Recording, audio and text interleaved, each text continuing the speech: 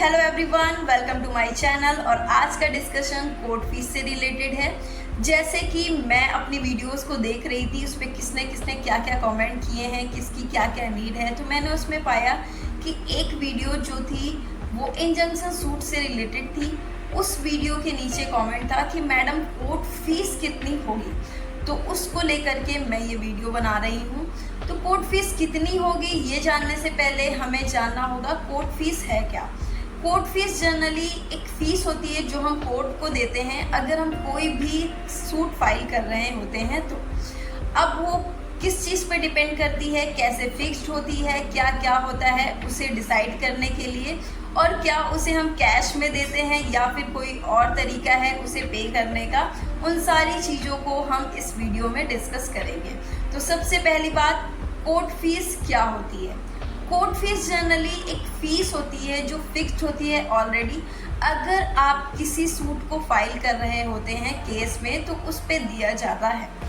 Generally court fees आपकी जो भी सब्जेक्ट मैटर है उसकी वैल्यू पे डिपेंड करता है कि उसकी वैल्यू कितनी है। लेकिन उससे भी पहले हमें जानना होगा कि हम किस स्टेट में फाइल कर रहे हैं सूट को। मीन्स आपको कोर्ट फीस डिसाइड करने के लिए सबसे पहले देखना होगा कि आपका जो जुरिस्डिक्शन है वो कहाँ का है और वहाँ की कोर्ट फीस एक्ट क्या कहती है, कितने पैसे मांगती है जो हमें पे करने होंगे।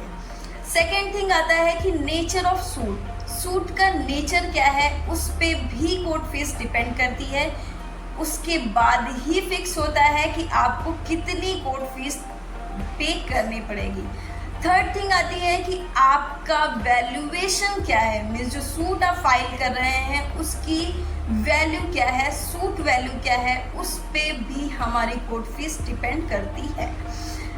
इन सारी चीज़ों को लेने के बाद हम फिर कोर्ट फीस फाइल करते हैं। कोर्ट फीस एक जुडिशियल स्टैंप के थ्रू फाइल होता है। आप कैश में नहीं देते हैं, एक जुडिशियल स्टैंप मिलता है। आप जिस भी कोर्ट में सूट फाइल करने जा रहे हैं वहीं पे आपको वो मिल जाएगा और उसी से आपको फाइल करना है। कोई कैश में नहीं ली जाती है कोर्ट फीस।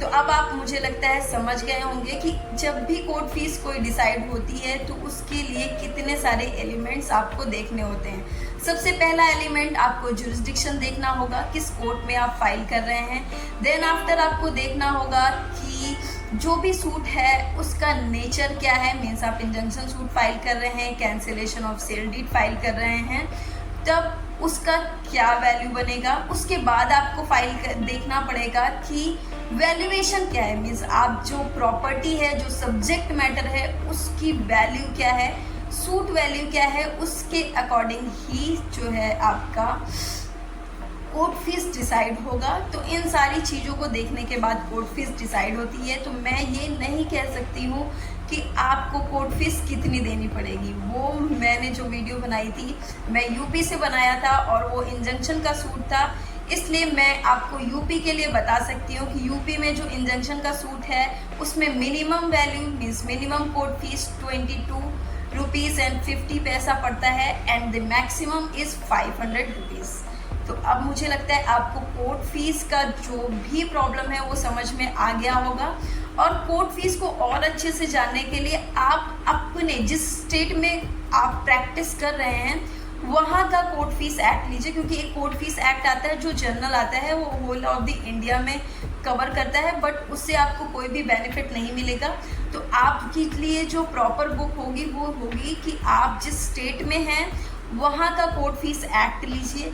फिर उसमें आप देखिएगा अलग अलग जो भी मीन जिस टाइप का सूट होता है उसका अलग अलग चार्ट दिया हुआ है।